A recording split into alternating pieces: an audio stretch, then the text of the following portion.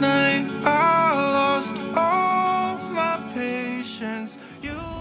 88RISING is an American mass media company founded by Sean Miyashiro, established in 2015 in New York City.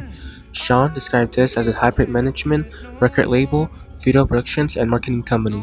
The goal of 88RISING is to provide a record label that encourages and markets Asians and Asian Americans as musicians as opposed to novelty acts. As mentioned by Sean in the interview, his goal was to tease out the cool in Asian culture and amplify it on global scales to its highest possible volume. Additionally, Miyashiro has stated that their music collective goal is to become the most wavy, iconic crew and trying to represent for not only Asian immigrants but for all immigrants. Since the start, 88RISING has expanded and celebrated diversity in their artists. Beginning with only 4 artists, 88RISING now is a home to 7 artists, which include Rich Brian, Joji, the Hyga Brothers, Niki, Keith Abe, Lexi Lie, and the Dumbfoundead. Can't look me in my eyes when you're sober.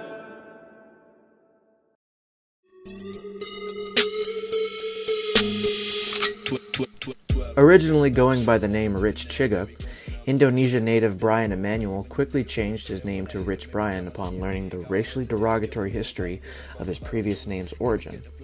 Only 16 years old at the time of his debut, Rich Brian has spent the last 3 years releasing singles, collaborating with other 88RISING members, and creating a whole album, Amen, in 2018.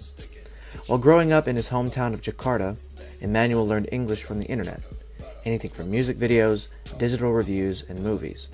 Due to this, raps from Rich Brian may take on slang from the US West Coast, East Coast, South, and Midwest. His single, Dat Stick, was certified gold by the RIAA, and his album Amen reached number 18 on Billboard's 200.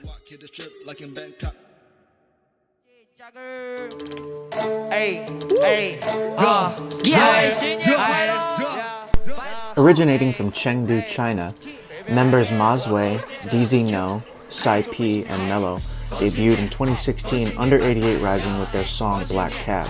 The Hyga Brothers have blown up worldwide thanks to their use of the internet to distribute their work, and their fortune of being spared from the Chinese government's censorship.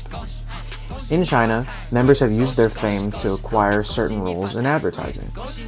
Members such as Mazwei have starred in a Sprite commercial, for instance. Most of all, the tracks from the Hyga Brothers are in Mandarin, appealing to Chinese and Western audiences alike. To this day, their track, Made in China, is one of their most popular songs.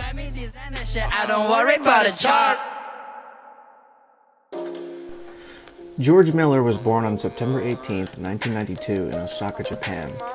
At age 18, Miller left Japan for Brooklyn, New York, where he spent many years as a YouTube personality, where his characters of Filthy Frank and Pink Guy created music, mature sketch comedy, and even viral trends such as the Harlem Shake.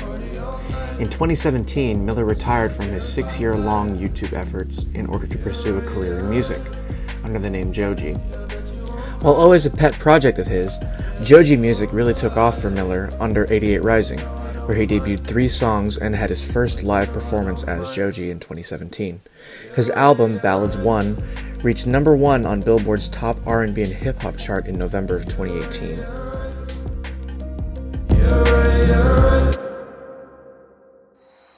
We're just trying to push the culture forward, says 88RISING founder when asked about its purpose. We're not trying to change stereotypes, he says, but now we have to be more cognizant. We're now in a position of representing somebody and something, and we have an opportunity to improve how close the world is. Now we can really elevate it, be this shining beacon of light for what a company can do, what a collective of people can do. That's what really excites us. But it's also like, hey, we really gotta deliver now. The strides made by 88RISING have placed a spotlight towards the Asian American community, as well as brought up the conversations that challenge Asian stereotypes and the model minority. Although their music is not specific to the Asian American narrative, it is this very reason that it makes it much more impactful. It dismisses the categorizational factor and simply showcases music as music, something that can be enjoyed across ethnicity, language, and experience. 88RISING places Asian and Asian American artists as just that, artists. They don't play the race card, rather seek to capture audiences with their skills and artistry. The model minority is challenged as themes of angst, heartbreak, youth, sexuality, carefreeness, and rap and R&B culture as a whole is embodied in their music. Although it may seem simplistic, themes of this nature are often not associated with Asian Americans. Thus, by placing an emphasis on these themes, the quiet and submissive stereotype, among others, becomes challenged. The music industry as a whole has little to no Asian and Asian American representation. The fact that people are often shocked with how good Rich Brian raps or how confident they can carry themselves just shows how much the barrier must be pushed in order for Asian Americans to be taken seriously as artists for their artistry, as opposed to their mere ethnicity. Straying away from, well, they're good for an Asian rhetoric, 88 Rising is just the beginning. Perhaps now that the surface is scratched, the music industry can be more acceptive of the diverse and global nature of music. He's killing like 70% of Americans.